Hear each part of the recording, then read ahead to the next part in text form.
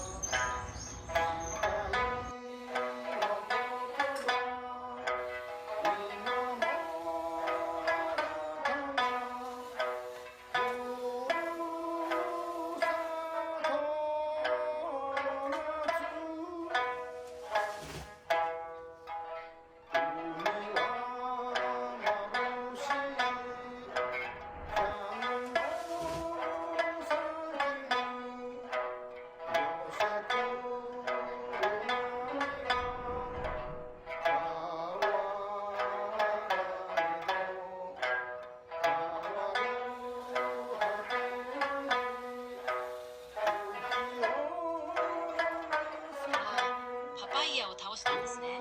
それも大変でしたね。台風の前に支えられる植物って風で倒れやすいですもんね。